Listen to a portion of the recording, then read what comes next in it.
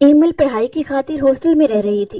मुबारक को आप माँ बनने वाली हैं। डॉक्टर की बात सुनकर उसके होश उड़ गए, क्योंकि उस पर आज तक किसी मर्द का साया तक नहीं पड़ा था। फिर ये कैसे मुमकिन था? उसने दोबारा टेस्ट करवाए, मगर खबर सच्ची थी। वो परेशानी से बिस्तर पर पड़ गई। एक रोज उसे एक खत मौसूल हुआ, जिसमें लिखा था, तुम्हारे पेट में मेरा बच्चा पल रहा है, इसका ख्याल रखना। एमल की रूह कांप गई। वो बच्चा जाया करवाने चली गई। जैसे ही वो क्लिनिक के पास पहुंची, 3 गाड़ियां उसके पास रुकी और उसे उठाकर जबरदस्ती अंदर डाल दिया।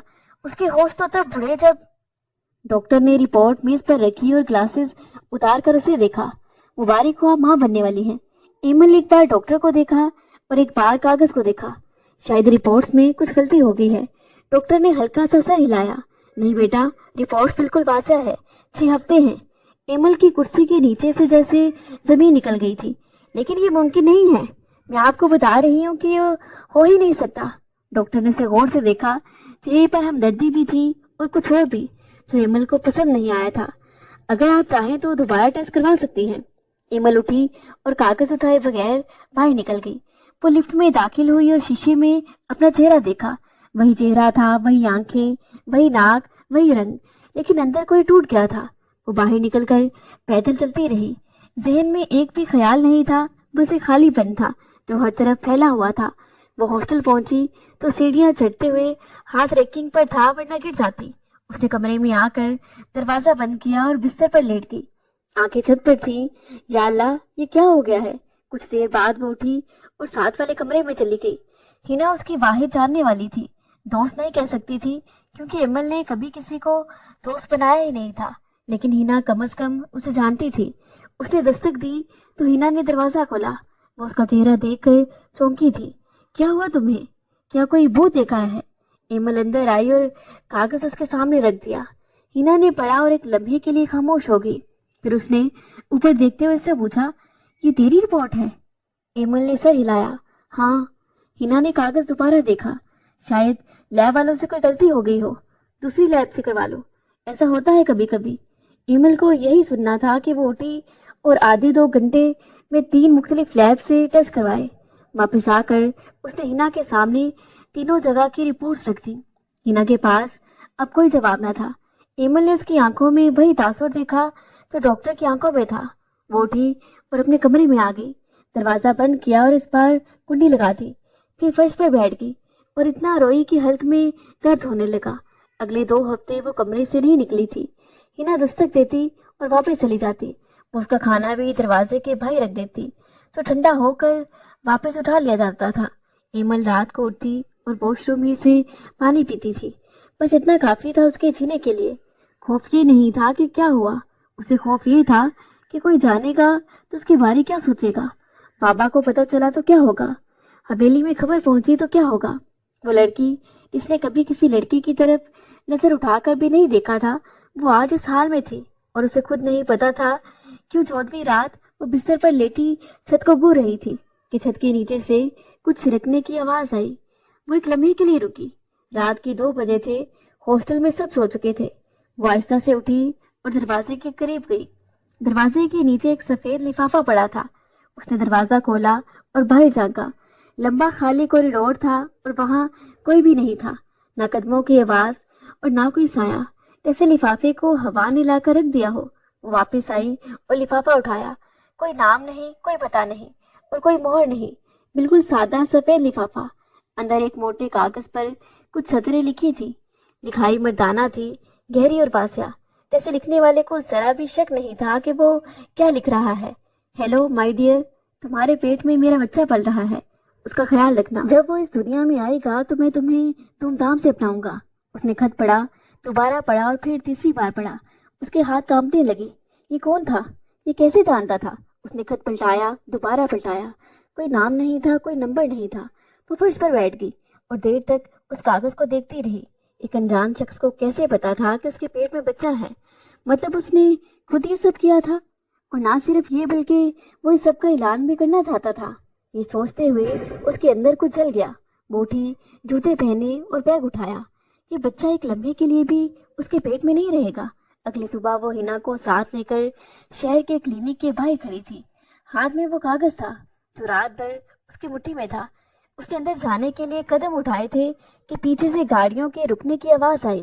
اس نے پلٹ کر دیکھا تو 3 کالی گاڑیاں سڑک کے کنارے لگ رہی تھیں۔ یہ کوئی عام گاڑیاں نہیں تھیں، بلکہ بڑی بھاری، شیشے اتنے سیاہ کہ اندر کچھ نظر نہیں آتا تھا۔ ہینا کا ہاتھ ایمل کے بازو پر جم گیا۔ یہ کون ہے؟ ایمل نے جواب نہ دیا کیونکہ اسے خود نہیں پتا تھا۔ درمیانی گاڑی کا دروازہ کھلا اور پہلے 2 آدمی اترے، سیاہ کپڑے، کانوں میں ایئر پیس، نظریں چاروں طرف۔ پھر تیسرا شخص اترا۔ ایمل کی نظر اس پر جم گئی۔ 6 فٹ سے اوپر قد، کندھے چوڑے، جسم پر کالا 3 پیس سوٹ جو اتنا فٹ تھا جیسے اسی کے لیے بنا ہو، کلائی پر گہرے رنگ کی گھڑی اور انگلی پر انگوٹھی۔ بال پیچھے کی طرف سیٹ تھے، چہرے پر ہلکی ہلکی داڑھی تھی جو اسے اور خطرناک بناتی تھی۔ لیکن سب سے پہلے جو چیز نظر آئی وہ اس کی آنکھیں تھیں، گہری سرد آنکھیں، بالکل پتھر جیسی۔ ان آنکھوں میں نہ غصہ تھا نہ جذبہ، بس ایک خاموشی کا اختیار تھا جو بتاتا تھا کہ یہ شخص جو چاہے کر سکتا ہے اور اسے کوئی روک نہیں سکتا۔ ہینا نے ایمل کا بازو مضبوطی سے پکڑا۔ ایمل، یہ لوگ ادھر کیوں آ رہے ہیں؟ لیکن وہ شخص ادھر ہی آ رہا تھا، سیدھا، بغیر رکی، بغیر ادھر ادھر دیکھی، جیسے اسے پہلے ہی سے پتا ہو کہ وہ یہاں ہوگی۔ ہینا ایک قدم پیچھے لیا۔ ایمل، مجھے ڈر لگ رہا ہے، یہ کوئی عام آدمی نہیں ہے۔ ایمل کے پاؤں جیسے زمین پر گڑ گئے تھے۔ وہ بھاگنا چاہتی تھی لیکن اس کی ٹانگوں نے ساتھ نہیں دیا۔ وہ شخص قریب آیا اور اس کے سامنے رک گیا، اتنا قریب کہ اسے اس کی خوشبو محسوس ہوئی، مہنگی، باری اور کچھ ایسی جو دماغ میں اتر جاتی ہے۔ اس نے ایمل کو اوپر سے نیچے تک دیکھا، جیسے اسے دیکھنے کا پورا حق ہو۔ پھر اس کی آنکھیں ایمل کی آنکھوں پر ٹھہر گئی۔ گاڑی میں بیٹھو، بس یہی 2 الفاظ تھے۔ آواز دھیمی تھی لیکن اس میں وہ وزن تھا جو حکم میں ہوتا ہے۔ ہینا کے منہ سے بے اختیار نکلا، ایمل، اور ایمل اسی لمحے سمجھ گئی کہ یہ وہی شخص ہے جس نے وہ خط لکھا تھا۔ کلینک کی سیڑھیوں پر کھڑی ایمل کے قدموں سے جیسے زمین نکل رہی تھی۔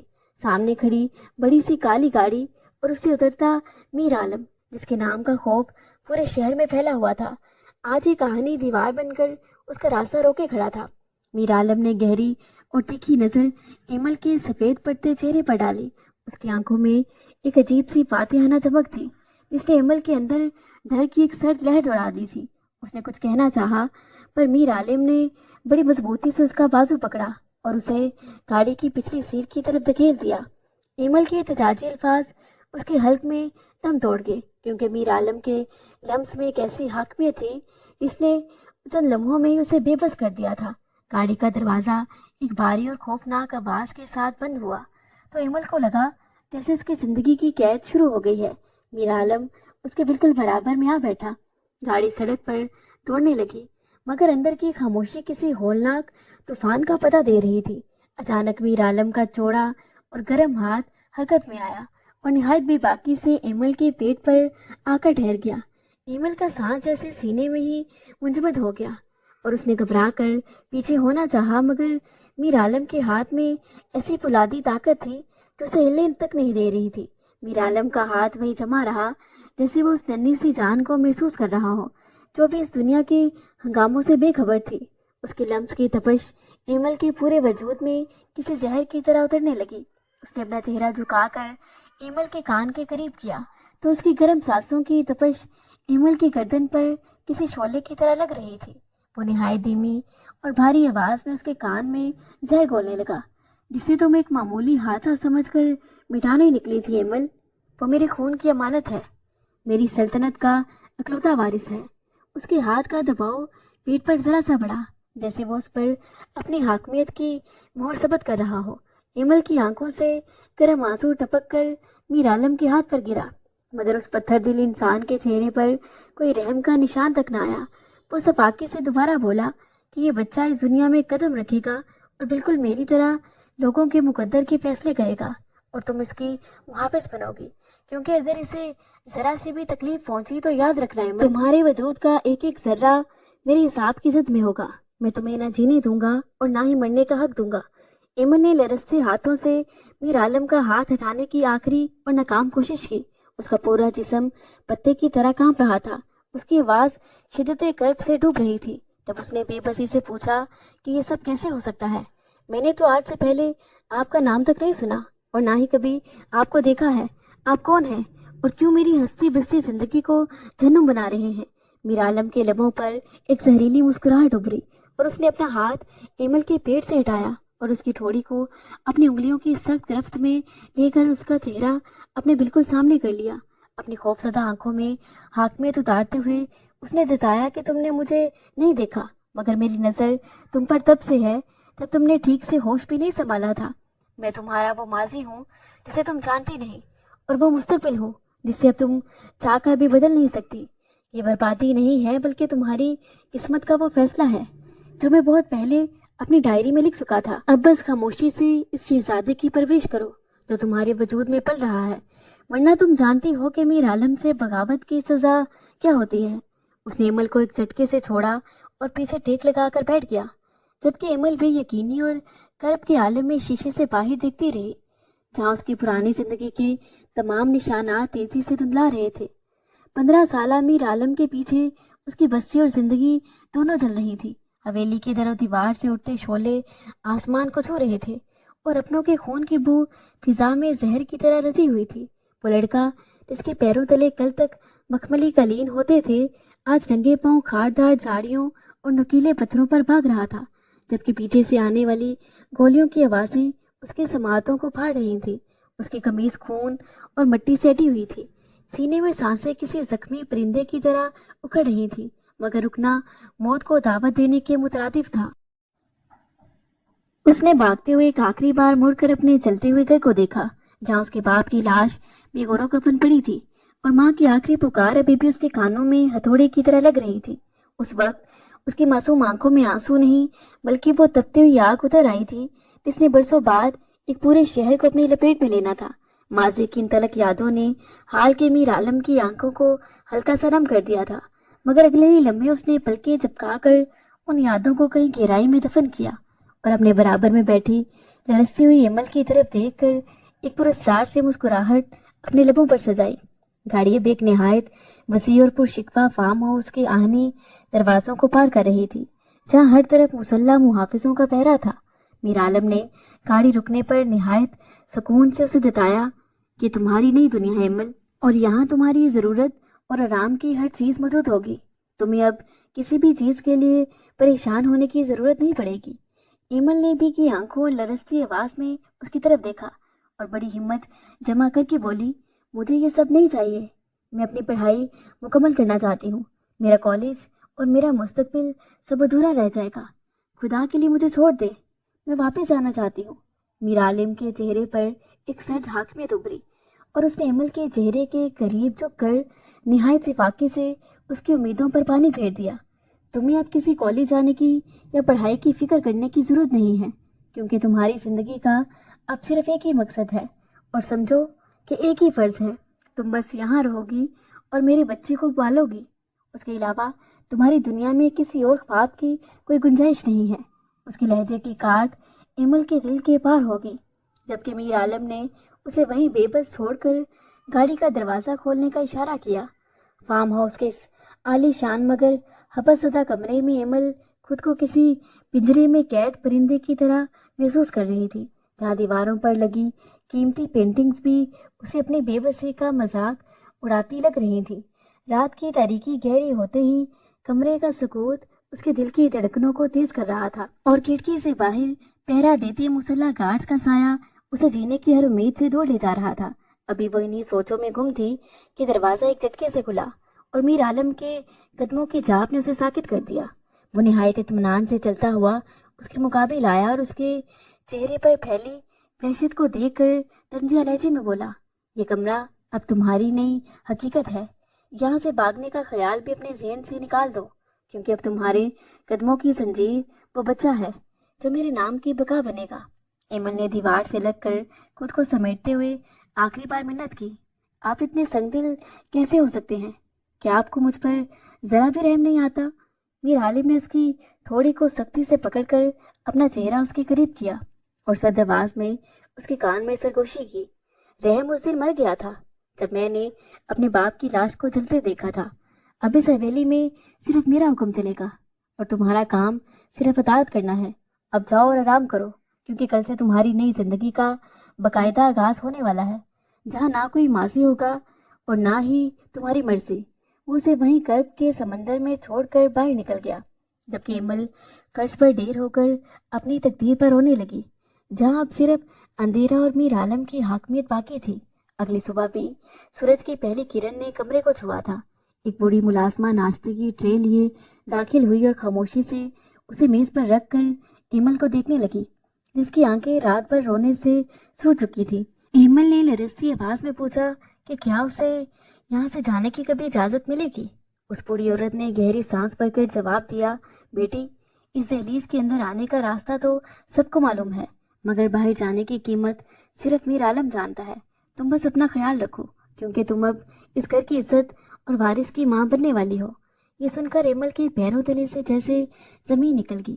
اسے احساس ہوا کہ وہ صرف ایک قید ہی نہیں بلکہ ایک مہرے کی طرح استعمال ہو رہی ہے۔ اسی لمحے میر عالم دوبارہ کمرے میں داخل ہوا۔ اس کے ہاتھ میں کچھ کاغذات تھے، جنہیں اس نے میز پر پٹکتے ہوئے سر لہجے میں اعلان کیا، یہ ہمارے نکاح کے کاغذات ہیں۔ دنیا کی نظر میں تم میری منکوہا ہو، اور قانونی طور پر اس بچے پر صرف میرا حق ہے۔ اب اس حقیقت کو تم جتنی جلدی تسلیم کر لو گی، تمہارے لیے اتنا بہتر ہوگا۔ ایمل نے بے یقینی سے ان کاغذات کو دیکھا جن پر اس کے فرضی دستخط موجود تھے۔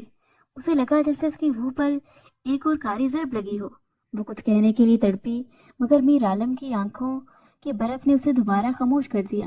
میر عالم کا لفظ ایمل کے وجود میں ایک عجیب سی تھر تھراہٹ پیدا کر رہا تھا۔ وہ جتنا پیچھے ہٹنے کی کوشش کرتی، میر عالم کا حصار اتنا ہی تنگ ہوتا چلا جاتا، اور اس کی گرفت میں حاکمیت کے ساتھ ساتھ اب ایک بے باک جنون بھی شامل تھا۔ کمرے کی مدھم روشنی میں میر عالم کا چہرہ ایمل کے بالکل قریب تھا، اتنا قریب کہ ان دونوں کی سانسیں ایک دوسرے میں پیوست ہو رہی تھیں، اور ایمل کی پلکیں لرزتے ہوئے بار بار جھک رہی تھیں۔ میر عالم نے ایک بار پھر اپنا ہاتھ نہایت نرمی مگر حق جتاتے ہوئے ایمل کے پیٹ پر رکھا اور جھک کر وہاں اپنے لب رکھ دیے۔ اس کے گرم لمس نے ایمل کے اندر ایک ارتعاش سا پیدا کر دیا، اور اس نے بے اختیار میر عالم کے کندھوں کو تھام لیا، جیسے وہ خود کو گرنے سے بچا رہی ہو۔ میر عالم نے اپنا سر اٹھایا اور ایمل کی مخملی رنگت پر پھیلی سرخی کو دیکھ کر اس کے لبوں کے قریب سرگوشی کی۔ تمہارا یہ جھجکنا میرے صبر کا امتحان لیتا ہے ایمل، تم جانتی ہو کہ میں جو چاہوں چھین لینے کا عادی ہوں، مگر تمہارے معاملے میں چاہتا ہوں کہ تم خود کو میرے حوالے کر دو۔ ایمل نے کانپتے لبوں کے ساتھ نظریں چرائیں، مگر میر عالم نے اس کی ٹھوڑی پکڑ کر اسے دوبارہ اپنی آنکھوں کے سحر میں جکڑ لیا۔ اس نے ایک بار پھر جھک کر اس کے پیٹ کو نہایت پیار سے چوما۔ اس کا یہ انداز اتنا بولڈ اور بالغانہ تھا کہ ایمل کا دل سینے میں ہتھوڑے کی طرح بجنے لگا۔ وہ بار بار اسے خود سے دور کرنے کی ناکام کوشش کرتی رہی، مگر میر عالم کے بازو نے اسے کسی قیمتی متاع کی طرح اپنے گھیرے میں لے رکھا تھا۔ اس کے بالوں کی لٹوں کو اپنی انگلیوں میں پدیرتے ہوئے اس کے کان کی لو کے پاس بولا، اس بچے نے تمہیں مجھ سے ہمیشہ کے لیے توڑ دیا ہے۔ اب تم چاہ کر بھی مجھ سے دور نہیں جا سکتی، کیونکہ تمہارے جسم کا ذرہ ذرہ میری ملکیت بن چکا ہے۔ ایمل کو محسوس ہوا جیسے اس کی ہمت جواب دے رہی ہے، اور میر عالم کی قربت اس کی نفرت کو پگھلا کر کسی نامعلوم جذبے میں بدل رہی ہے۔ میر عالم نے اس کے ماتھے پر ایک طویل بوسہ دیا، اور پھر سے اس کے پیٹ پر ہاتھ پھیرتے ہوئے اسے اپنی آغوش میں ایسے سمیٹا جیسے وہ دنیا کی تمام تلخیوں سے اسے محفوظ کر لینا چاہتا ہو۔ محبت کا وہ خوبصورت سحر ابھی پوری طرح ٹوٹا بنا تھا کہ فارم ہاؤس کی خاموشی اچانک گولیوں کی تھر تھراہٹ اور دھماکوں کی خوفناک آواز سے لرز اٹھی۔ میر عالم جو ابھی ایمل کی آغوش میں سکون تلاش کر رہا تھا، ایک جھٹکے سے سیدھا ہوا، اور اس کی آنکھوں میں نرمی کی جگہ وہی پرانی سفاکت لوٹ آئی۔ اس نے ایک لمحے کی تاخیر کیے بغیر ایمل کو بازو سے پکڑ کر بیڈ کے نیچے دھکیلا اور خود گن تان کر دروازے کی طرف بڑھا، جہاں باہر سے چینخوں پکار اور بھاگ دوڑ کی آوازیں آ رہی تھیں۔ میر عالم کا چہرہ غصے سے تمتما رہا تھا۔ وہ بپھرے ہوئے شیر کی طرح دھاڑا، کون ہے یہ بدبخت جو میری حد میں گھسنے کی جرت کر رہے ہیں؟ گارڈز کہاں مر گئے ہیں؟ میں ان سب کی کھال کھینچ لوں گا اگر میرے وارث یا اس کی ماں کو ذرا سی بھی خراش آئی تو۔ ایمل جو بیڈ کے نیچے چھپی کانپ رہی تھی، گولیوں کی آوازیں سن کر اس کے دل میں جینے کی نہیں بلکہ مرنے کی ایک عجیب سی خواہش جاگ اٹھی۔ اس نے سوچا کہ شاید یہی وہ موقع ہے جو وہ اس قید اور میر عالم کی حاکمیت سے ہمیشہ کے لیے آزاد ہو سکتی ہے۔ اگر کوئی گولی اسے لگ جائے تو یہ روز روز کا ڈر اور ذہنی کرب ختم ہو جائے گا۔ وہ آہستہ سے بیڈ کے نیچے سے رینگ کر باہر نکلنے لگی اور کھڑکی کی طرف بڑھی۔ जहाँ से गोलियां बरस रही थी। उसका इरादा था कि वो खुद को इन गोलियों के सामने पेश कर दे, मगर मीर आलम की अकाबी नजरों ने उसे देख लिया था। वो जो अपने दुश्मनों से मुकाबला कर रहा था, जैसे ही उसने एमल को खिड़की की तरफ बढ़ते देखा, वो अपनी जान की परवाह किए बगैर उसकी तरफ झपटा और उसे जोर से फर्श पर गिराकर अपने जिस्म के हिसार में ले लिया। ठीक उसी लम्हे गोली उसके बाजू को छूती हुई गुजर गई और पीछे दीवार में जा लगी। मीर आलम ने जख्मी बाजू के बावजूद एमल को सख्ती से खींच लिया। उसकी आंखों में वहशत और गुस्से का एक तूफान था। वो चिल्लाया, तुम पागल हो गई हो क्या? तुम मरना चाहती हो? मैं तुम्हें इतनी आसानी से मरने नहीं दूंगा, क्योंकि तुम मेरी और सिर्फ मेरी हो। जब तक मैं जिंदा हूं तुम्हें कोई छू भी नहीं सकता। बाइकार्स ने हमला आवरों को पसपा कर दिया और फिजा में अब सिर्फ बारूद की बू बाकी थी। मगर दूसरी तरफ मीर आलम का गुस्सा भी ठंडा नहीं हुआ था। उसने एमल को उठाकर बेड पर बिठाया और खुद जख्मी बाजू को थाम कर गार्ड्स पर बरस पड़ा कि तुम सबको मैं जिंदा नहीं छोड़ूंगा। तुम्हारी गफलत की वजह से मेरी बीवी और बच्चे की जान खतरे में पड़ गई। मैं तुम्हें ऐसी सजा दूंगा कि तुम मौत की भीख मांगोगे। एमल फटी फटी आंखों से मीर आलम के इस रूप को देख रही थी कि जिसने चंद लम्हे पहले उसे गोलियों की बुछाड़ में ढाल बनकर बचाया था। उसके दिल में अभी उसके लिए मोहब्बत तो नहीं जागी थी, मगर मीर आलम की इस दीवानगी और बेखौफी ने उसे बुरी तरह मुतासिर कर दिया था। वो सोच रही थी कि एक इंसान इतना संगदिल होकर भी किसी की हिफाजत के लिए अपनी जान हथेली पर कैसे रख सकता है। मीर आलम ने एक झटके से मुड़कर एमल को देखा और उसके करीब आकर उसके चेहरे को दोनों हाथों के प्याले में भर लिया। उसकी आंखों में अभी भी वही फिक्र थी जो एमल ने पहले कभी किसी की नजरों में अपने लिए नहीं देखी थी। तुम ठीक तो हो ना? तुम्हें कहीं चोट तो नहीं आई ना? उसके पास में अब गुस्से की जगह एक अजीब सी लर्जिश थी, जैसे उसे एमल को खो देने का खौफ खाए जा रहा हो। एमल ने खामोशी से उसे देखा और उसके जख्मी बाजू की तरफ इशारा किया कि जहां से खून बह रहा था। मीर आलम ने उसे नजरअंदाज करते हुए हुक्म दिया कि तुम यहीं रहोगी और बाहर निकलने की कोशिश भी नहीं करोगी। एमल के जहन में वो मंजर बार बार घूम रहा था जब मीर आलम ने अपनी जान की परवाह किए बगैर उसे खिड़की से दूर धकेला था। उसे एहसास हुआ कि मीर आलम जितना भी बुरा सही, वो उसकी हिफाजत के मामले में दुनिया का सबसे मजबूत इंसान साबित हुआ था। उसके दिल में उसकी मर्दाना शख्सियत और जुर्रत के लिए एक अनजाना सा एहतराम और तासुर पैदा हो रहा था जो उसे एक नए शहर में जकड़ रहा था। फार्म हाउस के बड़े हाल में अफरा तफरी मची हुई थी जब मीर आलम का खास डॉक्टर अपने मेडिकल बैग के साथ तेजी से दाखिल हुआ। मीर आलम अब भी सोफे पर बैठा अपने बहते हुए खून की परवाह किए बगैर गार्ड्स को कड़ी नजरों से देख रहा था, जैसे वो अपनी गफलत पर उन सब का खात्मा कर देगा। डॉक्टर ने करीब आते ही उसके बाजू का मुआयना करना चाहा, मगर उसने अपना हाथ उठाकर उसे सख्ती से रोका और बेड की तरफ इशारा किया कि जहां एमल खामोशी से बैठी सारी सूरत हाल को देख रही थी। मीर आलम की आवाज में एक खास किस्म का फख्र और हाकमियत थी। जब वो डॉक्टर की तरफ देखकर दो टोक लहजे में खोया हुआ, डॉक्टर पहले मेरी बीवी का मुआयना करो, उसे या मेरे बच्चे को कोई छोटी सी चोट भी नहीं आनी चाहिए। मेरे जख्म की फिक्र बाद में करना, उनकी सलामती मेरी पहली तरजीह है। मीर आलम के मुंह से पहली बार सरेआम अपने लिए बीवी का लफ्ज सुनकर एमल के कानों में जैसे साई साई होने लगी। वो बुरी तरह चौंक कर बेयकीनी से उसे देखने लगी। उसे सदमा था कि मीर आलम ने इतनी आसानी से एक फर्जी रिश्ते को हकीकत बनाकर डॉक्टर के सामने पेश कर दिया था। डॉक्टर ने भी थोड़ी हैरत से एमल को देखा, मगर मीर आलम के जाहो जलाल के सामने उसे कुछ भी पूछने की हिम्मत न हुई।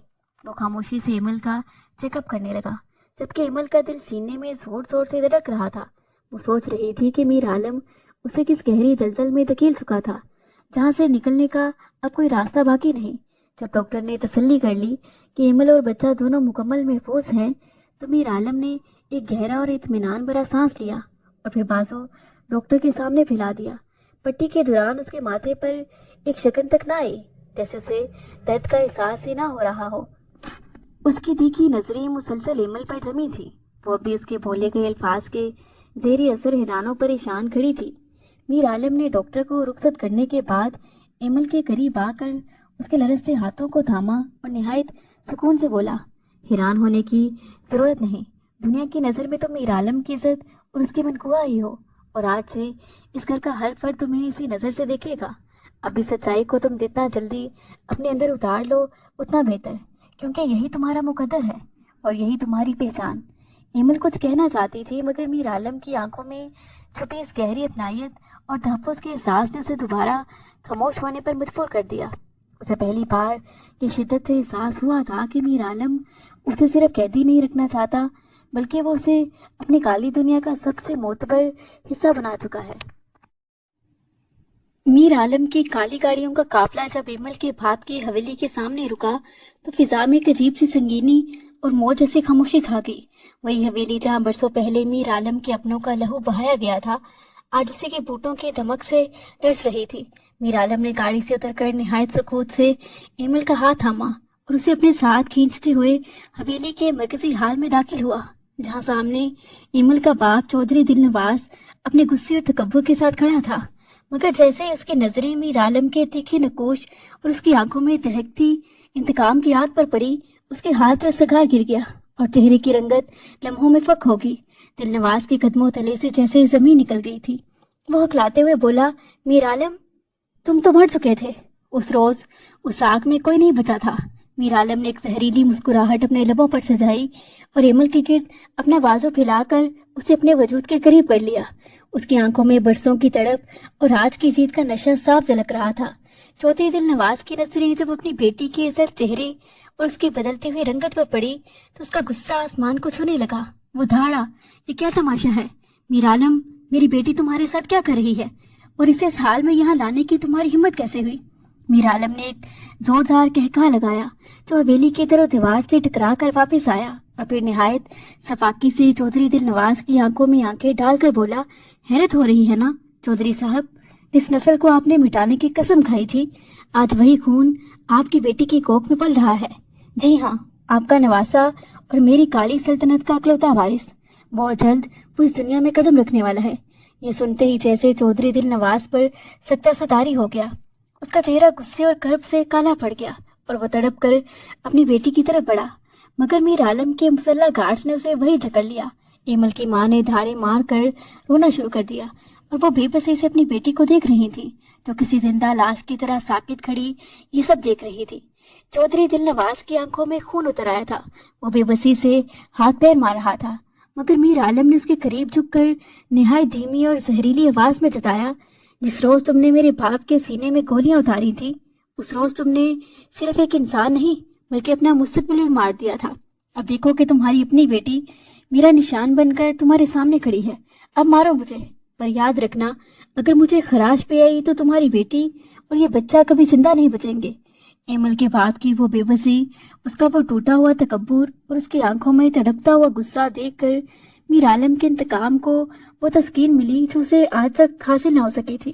اس نے ایمل کے ماتھے پر سب کے سامنے ایک طویل بوسہ دیا، جیسے وہ چودھری دل نواز کے زخموں پر نمک چھڑک رہا ہو، اور پھر اسے وہیں تڑپتا چھوڑ کر فاتحانہ انداز میں مڑ گیا۔ حویلی کی طرف دیوار آج برسوں پرانے اس لہو کا حساب چکتا رہے تھے، جبکہ ایمل اپنے ہی گھر میں ایک اجنبی اور گنہگار کی طرح کھڑی اپنی ماں باپ کی نفرت اور بے بسی کا نشانہ بن رہی تھی۔ میر عالم کے جاتے ہی حویلی کا وہی حال جہاں کبھی ایمل کی ہنسی گونجتی تھی اب ایک دم گھٹتے ہوئے ماتم کدے میں بدل چکا تھا۔ چودھری دل نواز کی آنکھوں میں لرزتی ہوئی نفرت کی شکل اختیار کر چکی تھی۔ اس نے لرزتے قدموں سے ایمل کی طرف بڑھ کر اس کا جبڑا اپنی سخت انگلیوں کی گرفت میں لیا اور اس کے چہرے کو جھٹکا دے کر دھاڑا، کاش اس دن اس ملعون میر عالم کے ساتھ تجھے بھی زمین نکل لیتی۔ تو نے میری پگڑی اچھال کر اس درندے کے قدموں میں ڈال دی، جس کے باپ کا سینہ میں نے خود گولیوں سے چھلنی کیا تھا۔ ایمل کی آنکھوں سے آنسو بہہ نکلا اور وہ ہچکیاں لیتے ہوئے اپنے باپ کے پیروں میں گر گئی، مگر چودھری دل نواز نے اسے نفرت سے ٹھوکر مار کر پیچھے دھکیل دیا۔ اس کا غصہ قابو سے باہر تھا اور وہ اپنی بیٹی کو دیکھ کر ایسے تڑپ رہا تھا جیسے اس کے وجود سے افغان آ رہی ہو۔ ایمل کی ماں نے سینہ پیٹتے ہوئے دہائی تھی کہ ہائے، یہ میری بچی کا مقدر کیسا پھوٹا ہے، دشمن کا خون اپنی کوکھ میں پال رہی ہے، اس سے اچھا تھا کہ ہم زہر پی کر مر جاتے۔ دل نواز نے دیوار پر لگی اپنی خاندانی بندوق اتار کر ایمل پر تان لی۔ اس کے چہرے پر وحشت ناک جنون سوار تھا۔ جب وہ چلایا، میں بھی اس گناہ کو تجھے ختم کر دوں گا۔ میں چودھری دل نواز ہوں، میں اپنی نسل میں اس دشمن کا خون کبھی برداشت نہیں کروں گا جس نے میرے سامنے کھڑے ہو کر آج مجھے للکارا ہے۔ ایمل نے آنکھیں بند کر لی اور موت کا انتظار کرنے لگی، کیونکہ اسے لگا میر عالم کی دی ہوئی ذلت سے تو موت بہتر ہے۔ مگر عین اسی لمحے باہر کھڑے میر عالم کے مسلح گارڈز کی گنوں کی تھر تھراہٹ نے دل نواز کے ہاتھ روک دیے۔ میر عالم کی وہ زہریلی آواز جیسے فضا میں دوبارہ گونجی۔ اگر اسے یا میرے وارث کوئی خراش بھی آئی تو یہ حویلی تمہارا قبرستان بن جائے گی۔ دل نواز کا ہاتھ کانپنے لگا اور وہ بے بسی سے بندوق پھینک کر زمین پر ڈھیر ہو گیا، کیونکہ وہ جانتا تھا کہ میر عالم اب وہ بچہ نہیں رہا، بلکہ ایک ایسا عفریت بن چکا ہے جس نے اسے جیتے جی مار دیا تھا۔ ایمل وہیں فرش پر پڑی سسک رہی تھی، جہاں اس کا اپنا باپ اسے موت کی دعا دے رہا تھا، اور اس کی ماں اسے چھونے سے بھی کترانے لگی تھی۔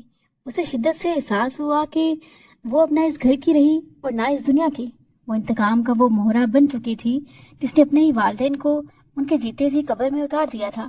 حویلی کے در و دیوار اس کی بے بسی پر نوحہ کنا تھے، جبکہ چودھری دل نواز کا تکبر خاک میں مل چکا تھا، اور وہ اپنی بیٹی کے سامنے ایک ہارے ہوئے جواری کی طرح اپنی بربادی کا تماشا دیکھ رہا تھا۔ میر عالم حویلی سے نکل کر سیدھا شہر کے قدیم اور اجاڑ قبرستان کی طرف بڑھا، جہاں کی خاموشی اور مٹی کی سوندھی خوشبو سے ہمیشہ اپنے ماضی کے اس بھیانک دن کی یاد دلاتی تھی جب اس نے اپنے ہاتھوں سے اپنے ماں باپ کی ادھوری لاشوں کو مٹی تلے چھپایا تھا۔ وہ اپنی سیاہ چادر کو کندھے پر ڈالے بھاری قدموں سے چلتا ہوا ان دو قبروں کے پاس آ کر ٹھہر گیا جو وقت کی دھول سے اٹی ہوئی تھی، مگر اس کے سینے میں دبی آگ آج بھی اتنی تازہ تھی جتنی 20 سال پہلے تھی۔ اس نے قبر کی مٹی پر اپنا ہاتھ رکھا اور ایک طویل سر دھاپ بھر کر نہایت دھیمی مگر لرزتی ہوئی آواز میں سرگوشی کی۔ ابا جی، آج میں نے دل نواز کا غرور اسی حویلی میں دفن کر دیا جہاں آپ کا لہو بہا تھا۔ میں نے اسے جیتے جی وہ موت دی ہے جس کی تڑپ اسے قبر تک چین نہیں لینے دے گی۔ میر عالم کی آنکھیں نم ہو رہی تھیں، مگر ان میں کمزوری نہیں بلکہ ایک وحشیانہ سکون تھا۔ جب اس نے دوبارہ مٹی کو سہلایا، اپنی ماں کی قبر کی طرف دیکھ کر بولا، امی، اس گھر میں جہاں سے آپ کو بے دخل کیا گیا تھا، آج اس دشمن کی بیٹی میری قیدی ہے، اور اس کے کوکھ میں پلنے والا میرا بچہ دل نواز کے لیے وہ ناسور بنے گا جو اسے پل پل مارے گا۔